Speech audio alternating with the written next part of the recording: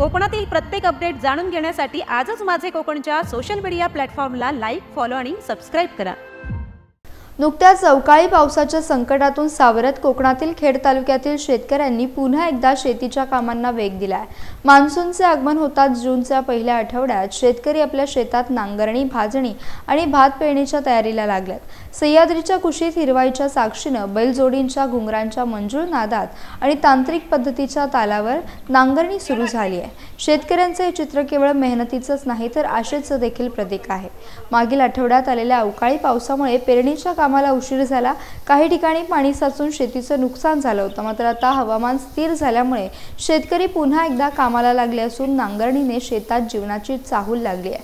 काही भागांमध्ये अजूनही पारंपरिक पद्धतीने बैलजोडींच्या साहाय्याने नांगरणी केली जाते, तर बैलांच्या गळ्यातील घुंगरांचा आवाज, नांगरांचे मातीमध्ये खोलवर जाणे आणि शेतकऱ्यांच्या मुखी असलेले भात लागीचे गीत हे सारे वातावरण अगदी रम्य बनवतात।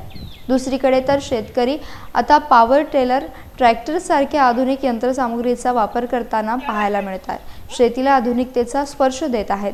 खेड तालुक्यातील अनेक गावांमध्ये सध्या सकाळपासून संध्याकाळपर्यंत शेतांमध्ये गजबजलेलं वातावरण आहे।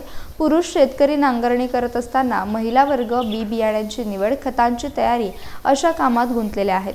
अवकाळी पावसामुळे जमिनीत ओलावा निर्माण झाला असून त्यामुळे भात पेरणीस योग्य वातावरण तयार झाले आहे।